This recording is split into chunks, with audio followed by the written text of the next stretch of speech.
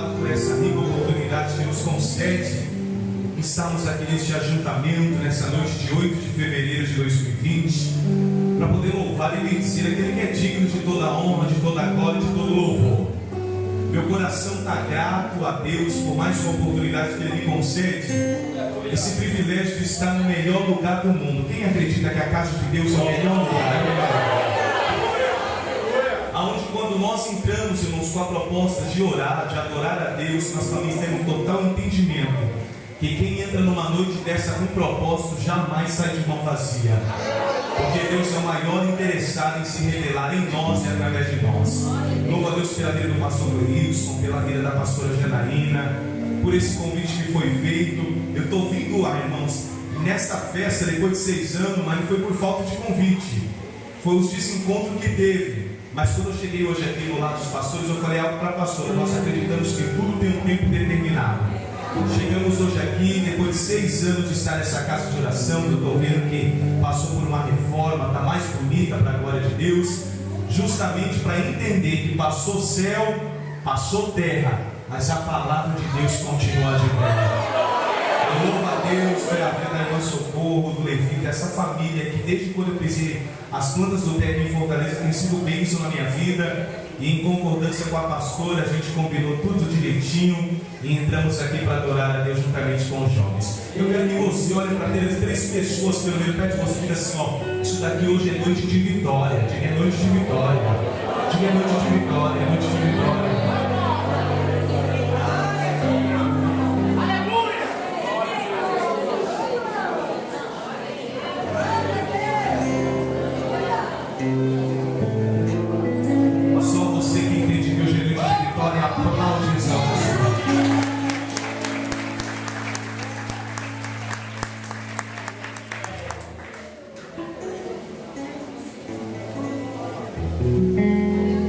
Aleluia, é ao vivo, vamos lá.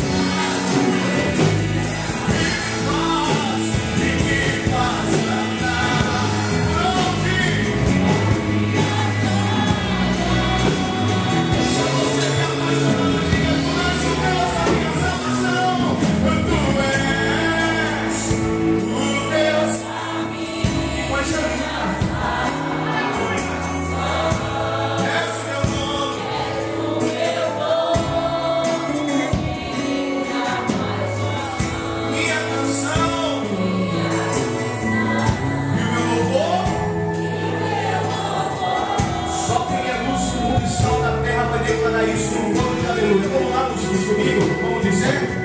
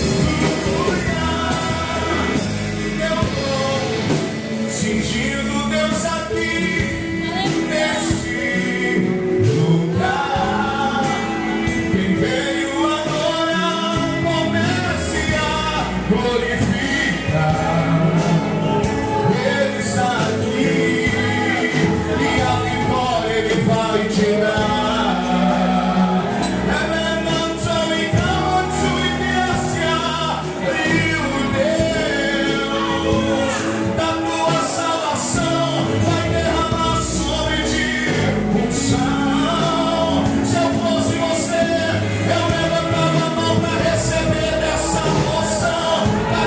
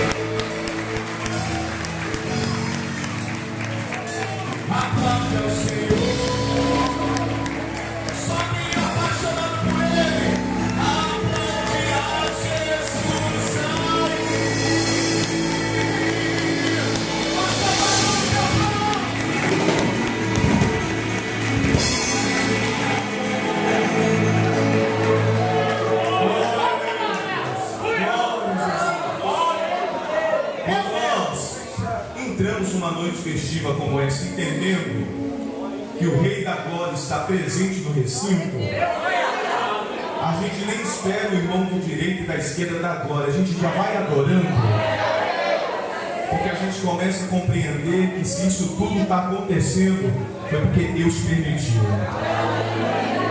Todas as vezes, pastores, igreja, quando eu entro numa noite, num culto que representa um congresso, o meu coração fica um pouco mais jubiloso por entender que no âmbito espiritual o congresso nada mais é que um culto de ação de graça, aonde os ministérios se reúnem para poder celebrar a Deus, como se dissesse através dessa expressão dessa festa: obrigado, Senhor, porque até aqui o Senhor tem nos ajudado.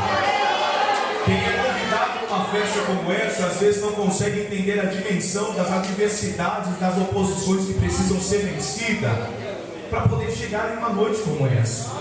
Aos irmãos que já foram líderes, já foram liderados dentro de um departamento na igreja, imagina quantas foram as lutas para essa festa acontecer.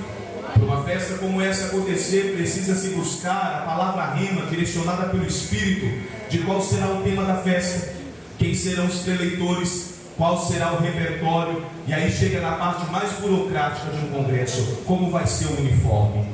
Quando tudo isso está resolvido, o vento começa a soprar tanto no coletivo do ministério que está celebrando, como às vezes na vida particular de alguém que compõe o grupo. Quem sabe durante a preparação do congresso disse: esse ano eu não participo, está aí sentado participando, porque quando Deus ele decide algo, ninguém pode validar. Quando esse convite chegou a mim lá em São Paulo, eu já comecei a orar buscando uma palavra segundo aquilo que estava no coração de Deus, para compartilhar com os irmãos. De repente a pastora Janaína, nos dias que antecediam a festa, me liberou a palavra rema que os irmãos estariam aqui com base no Evangelho de Mateus.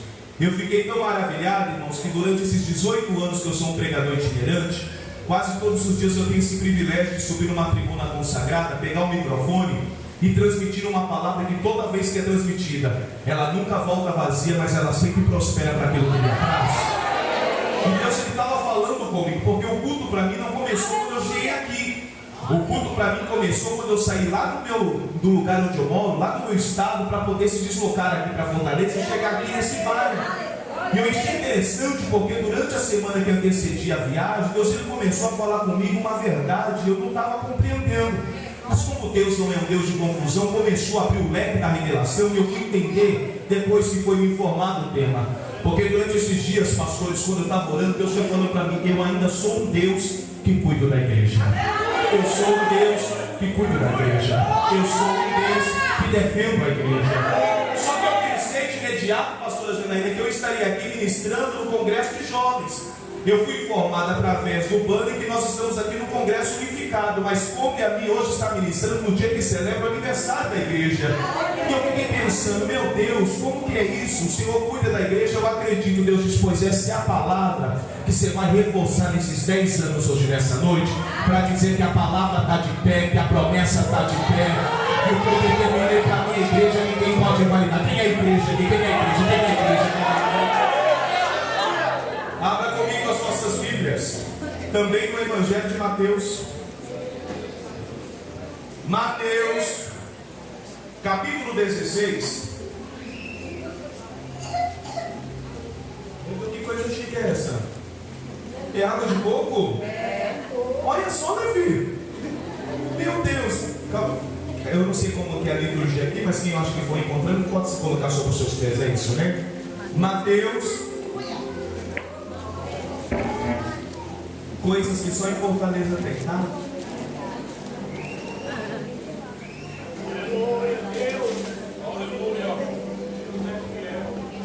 Evangelho de Mateus, capítulo 16. Quem encontrou aí Mateus 16, diga glória a Deus. E quem ficar os olhos no versículo 13, diga aleluias. Nos diz assim a palavra do Pai, acompanhe essa leitura. Mateus 16, versículo 13, nos diz assim: indo Jesus para os lados de Cesareia de Filipe, perguntou aos seus discípulos: quem diz o povo ser o filho do homem? E eles responderam: uns dizem que tu és João Batista, outros Elias, e outros Jeremias, ou algum dos profetas. Mas vós, perguntou Jesus, quem vós dizeis que eu sou? Respondendo Simão Pedro, disse, tu és o Cristo, o Filho do Deus vivo. Tu és o Cristo, o Filho do Deus vivo. Tu és o Cristo, o Filho do Deus vivo. Então Jesus lhe afirmou, dizendo, bem-aventurado, feliz é você, Simão, filho de Jonas, porque não foi carne nem sangue que te revelaram, mas meu Pai que estás nos céus. Também eu te digo que tu és Pedro, e sobre esta pedra edificarei a minha igreja, e as portas do inferno não prevalecerão contra ela.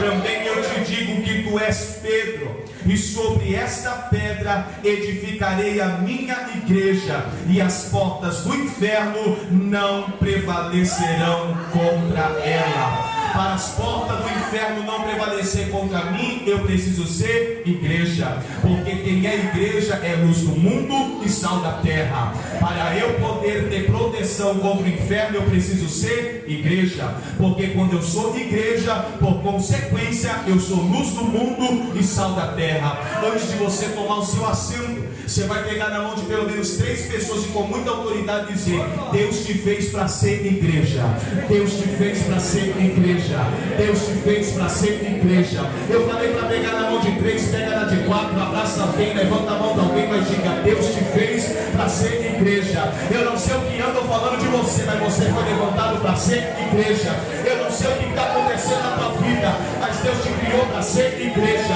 E quem é igreja se assente glorificando e bendizendo nós.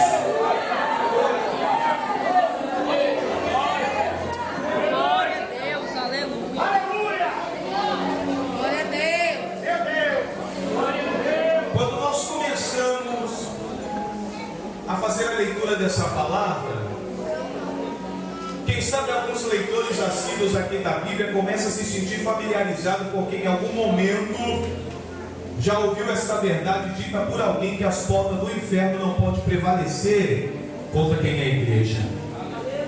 Mas o que estava acontecendo nesse contexto de Mateus 16, quando Cristo, de uma forma afirmativa, declara que quando alguém é igreja firmada nele, as portas do inferno não podem prevalecer. A palavra do Pai começa a nos fazer hoje naufragar diante da revelação que Ele tem para nós, para poder hoje reavivar no coração de alguém quanto que vale a pena continuar sendo luz do mundo, sal da terra e ser a igreja que Cristo quer que você seja. Num determinado dia, Deus olhou para a face da terra e percebeu que todos os humanos estavam destituídos da glória de Deus. Como Deus é um Deus que não perde, a Bíblia começa a nos revelar que depois de 400 anos de silêncio, Deus começa a dialogar com um anjo pelo nome de Gabriel, que na hierarquia do céu tem a incumbência de ser mensageiro. Gabriel desce aqui na terra, leva a mensagem para uma mulher que o próprio Deus tinha escolhido para poder conceber aquele que tiraria o pecado do mundo e nos daria o privilégio de ser luz do mundo e sal da terra. Seu nome, Maria. Maria, quando se depara com a mensagem do anjo, ela começa de alguma forma a resistir, porque segundo as informações dos evangelhos de Mateus, Marcos, Lucas e até mesmo João, começa a nos dizer que a mulher que recebe agora a notícia da parte de Gabriel, que ela geraria um que sentaria no trono de Davi, o seu trono não teria fim, ela começa agora a achar um pouco estranha aquela informação, porque segundo as revelações bíblicas, Maria era uma mulher desposada, em outras palavras, noiva. Seu noivo chamava José. Ela nunca tinha tido contato nem com José, nem com outro varão, então era algo meio que impossibilitado na lógica humana. Aquela moça agora gerara uma criança que iria mudar a história da humanidade. É aí que agora Gabriel começa a liberar a revelação por completo e explicar para Maria que aquele que seria gerado no ventre dela não seria gerado no pecado, e nem do pecado iria nascer, porque ele é santo e iria reinar para sempre. Então a Bíblia começa a nos dizer que Maria aceita tudo aquilo que Deus tinha outorgado para fazer através dela. A criança nasce, sofre algumas ameaças de morte, mas ela cresce. E quando ela chega na estatura de varão perfeito, ela começa a cumprir aquilo que Deus Pai tinha cumprido sobre a vida dele para fazer aqui na terra encarnado. Jesus vem aqui encarnado na terra para poder salvar o que estava perdido e para poder achar todo aquele que de alguma forma tinha se andado errante no caminho. Quando Jesus ele chega na estatura de varão perfeito, ele começa agora a levar a palavra da salvação. O doente que acreditava recebia a cura, o caído recebia a força, porque aonde Jesus entrava, milagre acontecia na hora. Um determinado dia, pastor Cleilson, Jesus está andando. E quando Jesus está andando, a Bíblia nos diz que ele começa a perceber que o que ele tinha recebido do Pai, pastora Janaína, era tão bom que ele não queria ficar só para ele. Ele falou: eu preciso dividir com o povo que eu vim resgatar do inferno, para que este povo possa fazer obras maiores do que eu vou fazer. A Bíblia nos diz no Evangelho de João que Jesus começa a fazer a convocação. Chama um pelo nome de João, chama outro pelo nome de Tiago, chama um pelo nome de Pedro, chama Judas Iscariotes, chama um tal de Filipe. Todos vão atender esse chamado. Um determinado momento, quando Jesus levanta esses homens para ser seus seguidores, Jesus separa um número de 12 para andar lado a lado com ele, para onde quer que ele pisasse a planta dos pés, eles pudessem ser testemunha viva do que o Filho de Deus iria realizar. Mateus 16 começa agora a nos dar uma aula de geografia. Diz que Jesus nesse exato momento já estava cumprindo o que Deus lhe tinha dado a ordem. Quando de repente ele está caminhando, ele entra numa cidade pelo nome de Cesareia, que quem estava governando era um homem pela identidade de Filipe. Quando ele entra na cidade de Cesareia, ele para rapidamente. Mateus não nos diz o motivo da parada, se foi para Jesus descansar ou se foi exatamente para Jesus ter este diálogo com os discípulos. Quando Jesus para, Jesus olha para os 12 e diz: é o seguinte, deixa eu fazer uma pergunta para vocês. Quando vocês ouvem a respeito da minha pessoa, quando vocês ouvem comentários do que se diz sobre mim, o que é que vocês ouvem o povo, a multidão, os opositores comentando? Os discípulos abrem a boca e começam a dizer: Senhor, quando eles começam a fazer uma busca para saber quem és tu, alguns começam a deduzir com total convicção que tu és João Batista, outros dizem que tu és Elias, outros dizem que tu és Jeremias ou qualquer um dos profetas. Jesus, ouvindo a explicação dos discípulos, olha para eles e diz: e vocês? O que é que vocês falam quando alguém pergunta para vocês? E vocês que dizem que creem na minha palavra, e vocês que adoram o meu nome, e vocês que seguem eu pela terra, quando alguém pergunta para vocês: quem sou eu? O que vocês perguntam? Simão Pedro, filho de Jonas, toma a oportunidade: Senhor, eu preciso dizer algo. Eu não sei o que meus amigos dizem, mas quando alguém pergunta para mim, na hora eu respondo que tu és o Cristo, o Filho do Deus vivo. Deixa eu ver quem acredita que ele é filho de Deus, filho de Deus. Como é que é, Pedro? Quando alguém me pergunta, na hora eu já respondo que tu és o Cristo, o Filho do Deus vivo. Jesus olhou para Pedro e disse: tu está sendo feliz na tua resposta. Como é que é, Senhor? Bem-aventurado é você com essa resposta. Mas eu preciso te dizer algo: não foi nem a carne e nem o sangue que te revelou, mas foi meu Pai que estás no céu. Ei, Pedro, quem eu sou? Senhor, tu és Cristo, o Filho do Deus vivo. Prazer, tu sabe quem eu sou e eu sei quem é você. Você é Pedro, e sobre essa pedra eu vou edificar a minha igreja, e as portas do inferno não vão prevalecer. Alguém já está entendendo? Deus me trouxe hoje aqui nessa noite para te dizer: eu não estou te conhecendo agora, eu não conheço a tua luta agora, eu não conheço a tua prova agora. Eu sei o milagre que você quer, eu sei a vitória que você quer cantar. Eu trouxe o Bruno hoje aqui só para dizer: se você é a luz do mundo e sal da terra, se é a igreja, e quem é a igreja, já abre a boca e dá uma rachada de glória, porque hoje aqui nessa noite vai acontecer milagre. Quem acredita vai acontecer.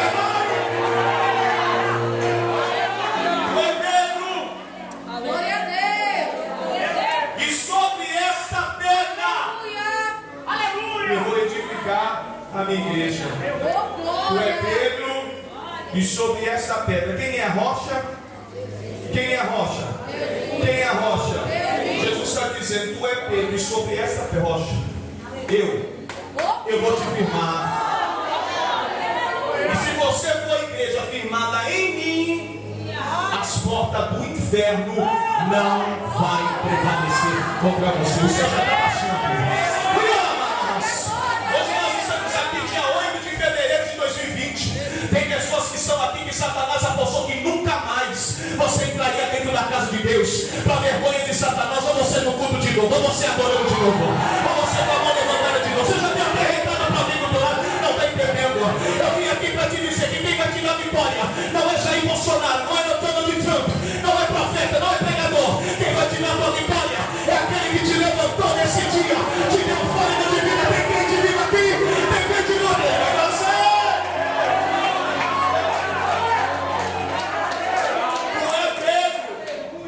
Sobre esta pedra, sobre mim, ele estava dizendo, eu vou edificar a minha igreja. E as portas do inferno não prevalecerão contra ela. Nós estamos aqui em família, irmãos? Nós estamos aqui em família, irmãos? Quem é meu irmão, diga glória a Deus. Então não tem primo aqui, só tem irmão, só tem irmão. Então vem aqui comigo. Você já parou para pensar que às vezes nós passamos algumas adversidades na vida que na nossa linha de raciocínio a gente pensa, não vou conseguir ficar de pé. Não, por mais essa, eu não vou aguentar mais. Só que de repente Deus nos resgata para dizer, esse ser luz do mundo e sal da terra não é para qualquer um. Para ser luz do mundo e sal da terra precisa ser igreja. Só que igreja firmada na rocha. É por isso que com a igreja não tem este dito ou esse sentido de dizer puxar o meu tapete. Porque quem tem pé firmado na rocha não está com o pé no tapete, está com o pé na rocha. Alguém está entendendo? É por isso que quem tem pé firmado na rocha, a fofoca não para, a calúnia não para, a indireta na rede social não para. Levanta a mão, o vento não para, a fofoca não consegue te entristecer. Por quê? Porque quem tem pé firmado na rocha, o vento sopra, mas não te tira do lugar. Cadê a Jerusalém de Deus aqui nessa noite? Deixa eu você aqui para dizer, eu vou te abençoar.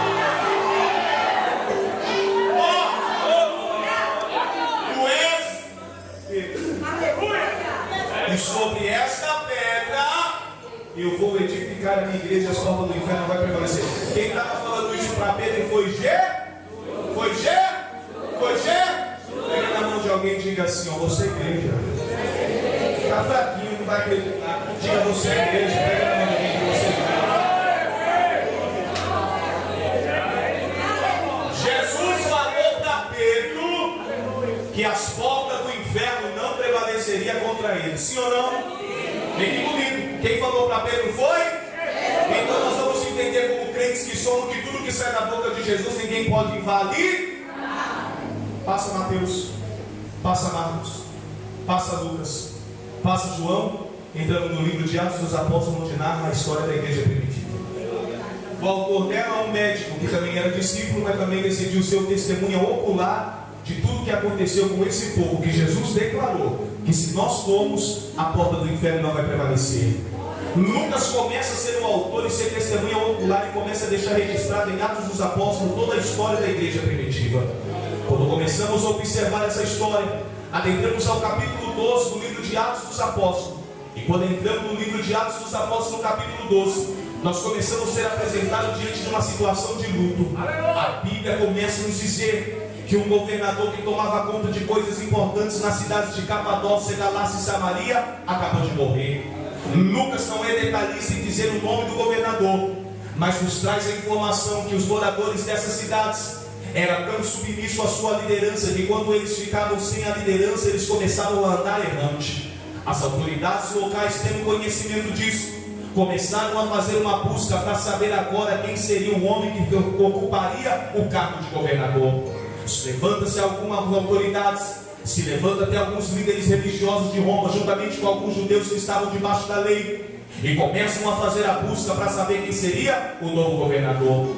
Diante dessa busca, a Bíblia nos diz que ele se depara com um homem que nos é apresentado pela identidade de Herodes. Segundo a palavra de Deus, os homens agora levaram a informação esse tal de Herodes, que ele foi o selecionado, o escolhido, o agraciado para poder agora ocupar o lugar do governador que não estava mais em vida. Quando Deus foi me dando essa revelação desde São Paulo, hoje à tarde lá na pousada da irmã Socorro, eu fui tirar um cochilo, mas orei antes e Deus foi dizendo na revelação, porque eu sou uma pessoa muito curiosa quando se trata de Bíblia. Quando eu observei que os líderes começaram a levantar Herodes para ser o novo governador, eu comecei nesta tarde buscar saber qual é a ficha criminal, qual é a capivara desse cidadão. Quando de repente eu fui buscar hoje nessa tarde, diante da luz da Bíblia, a Bíblia me informou que esse homem que fora levantado em Atos 12 para ser o novo governador dessas cidades, era um homem tão endemoniado, que a sua maior alegria e o seu maior bel prazer era prejudicar o povo, que Jesus disse que se eu for, as portas do inferno não podem prevalecer. Herodes amava perseguir a igreja. Herodes amava arquitetar situações para denegrir a igreja. Herodes amava mirabolar projetos para calar a voz de todos que adoravam a Jesus, de todos que levavam a palavra da salvação. Mas eu vim aqui nesse primeiro dia de festa para dizer: se você é luz do mundo e sal da terra, você é igreja. E se você é igreja, levanta a mão, porque você está protegido e as portas do inferno não vão prevalecer. Vale o glória por isso, vale o glória por isso. Com licença aqui, pastores, nós somos os crentes um pouco complicado. Você quer ter equilíbrio emocional? Seja crente. Você quer ter um psicológico estruturado? Seja crente. Você quer realmente entender a história e ter conhecimento do ser humano? Seja um líder.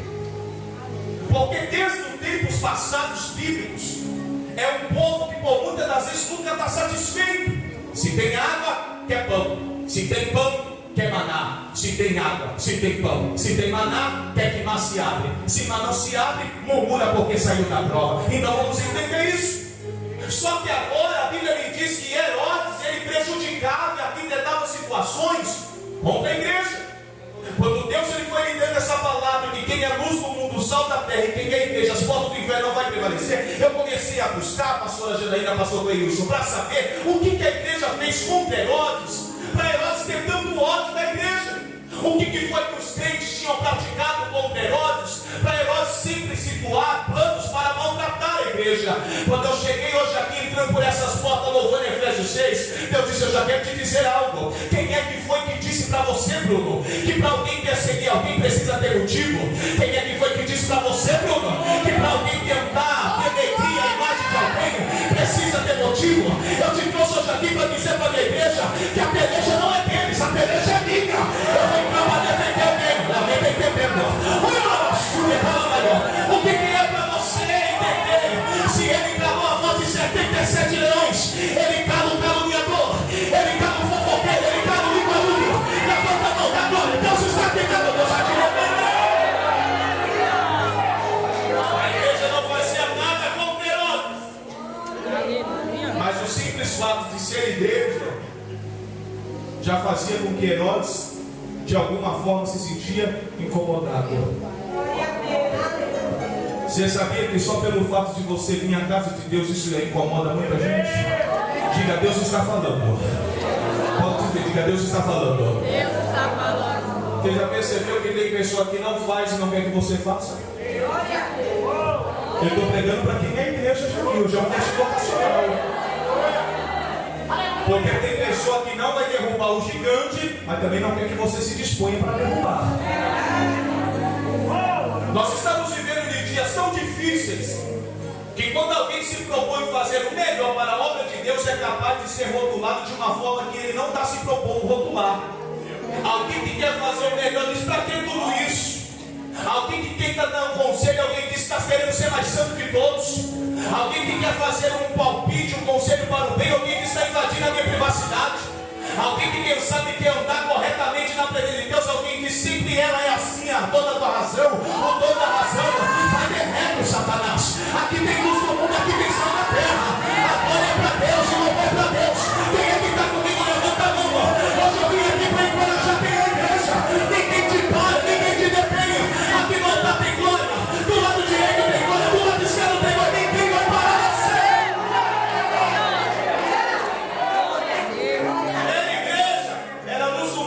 Da terra, Herodes já percebia. Só está me ajudando a pregar, diga assim: ó, mas as portas do inferno não prevalecem contra quem é igreja.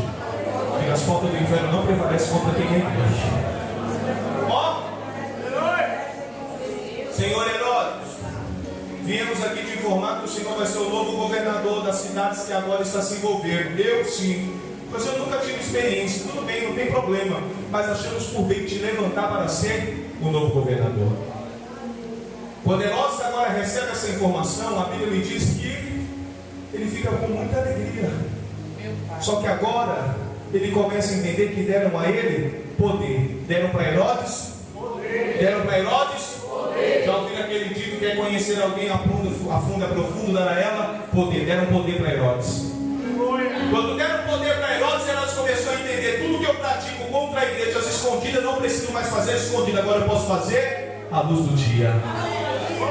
Vem aqui comigo. Herodes chama uma tropa de soldados, compartilha com eles o que ele sempre fazia e o que ele continuaria a fazer, porque quem persegue nunca persegue sozinho. Opa. Quem persegue nunca persegue sozinho. Vou ser mais claro, porque quem fala por parábola é Jesus. A pessoa, quando ela tenta de alguma forma prejudicar a outra pessoa, ela tenta levar a ideia e tenta persuadir alguém, contaminar a mente da outra pessoa, para comprar a ideia de que é bom perseguir aquela pessoa, que aquela pessoa realmente é bom ela não gostar da pessoa, porque a pessoa que persegue alguém, ela também tem um instinto maligno em tentar fermentar a situação. Mas hoje eu vim pregar para quem é luz do mundo e sal da terra, e Deus me tirou lá de São Paulo para dizer: fica em paz, fecha a tua boca, tira a tua mão, porque a terra é minha. E eu vim aqui trazer o Bruno para dizer assim: a igreja dá uma rachada de glória, porque a porta do inferno não vai prevalecer. Quem está entendendo isso? Tem pessoas que, quem sabe, hoje faz parte do ciclo das suas amizades, e quem sabe, quando você conversa com a pessoa fala: eu não gostava de você, eu nunca fiz nada contra você, mas não gostava. Por que você não gostava? Um dia você passou, um dia eu fui num lugar, você estava, uma pessoa falou que não gostava de você, eu também passei a não gostar. Só que o dono da igreja e o que nos instruiu para ser luz do mundo e sal da terra é o Deus que ainda continua cuidando do que é dele. Quem está entendendo da glória? Deus está cuidando de você. Eu vou agora andar lá no centro de Jerusalém, e eu quero que vocês venham comigo. Escute só. Porque quem persegue não persegue só. Mas se você é igreja, não importa quantos estão na torcida contrária. O que importa é que maior é o que está conosco do que está com eles. Olha isso daqui. Quando ele decide agora celebrar o seu reinado, o seu governo, ele não quer ir nas extremidades da cidade, ele quer ir passear no centro de Jerusalém. Ele foi pro centro, ele foi pro. Vamos aqui, pessoas aqui que têm o costume de viajar muito, ou que nunca viajaram, mas já assistiram um filme, uma série, ou alguma coisa que fala sobre turismo. Você vai perceber que centro de todas as cidades são os lugares mais movimentados, sim ou não? Tem coisas que às vezes a gente precisa resolver, que a gente nunca vai conseguir, às vezes, exceto os que moram no centro, resolver no bairro que mora. Porque às vezes o poder comercial, o maior poder administrativo está sempre no centro da cidade. Eu que tenho o costume de viajar muito, fazer viagens missionárias, às vezes Deus me permite sempre ir para a zona rural. Até a ligação, porque o sinal não chega para eu conseguir falar com alguém da minha família, eu preciso que alguém se disponibiliza a me levar no centro da cidade para poder resolver tais coisas. Eu vou falar por mim, em horário de pico, os transportes coletivos lá em São Paulo, é um fluxo de pessoas que às vezes não foge do nosso entendimento de como é o número de pessoas que estão ali. Porque centro da cidade é lugar onde tem um movimento, é um lugar onde tem rotatividade.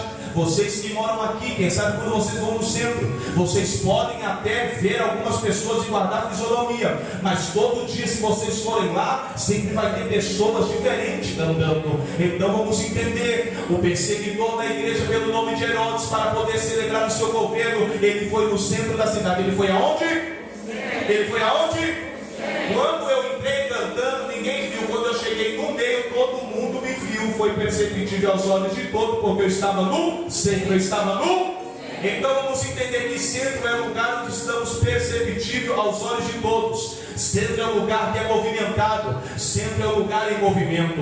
O perseguidor da igreja diz: eu vou celebrar o meu governo indo no centro de Jerusalém. Lucas manda uma informação e diz que nesse dia que Herodes decidiu ir no centro de Jerusalém, estava acontecendo uma das principais festas do calendário judaico, a festa dos pães asmos, aonde todo judeu que estava debaixo da lei subia para Jerusalém para poder celebrar a festa. Então vamos entender, o centro da cidade é um lugar cheio, mas naquele dia que Herodes, o perseguidor da igreja, foi passear, estava num número ainda maior. Quando Herodes foi andando no meio da cidade, muitos judeus estavam celebrando a festa dos pães asmos, quando de repente ele está caminhando com a sua tropa, ele passa uma visão rapidamente no meio da multidão, e quando ele passa essa visão rapidamente na multidão, ele avista duas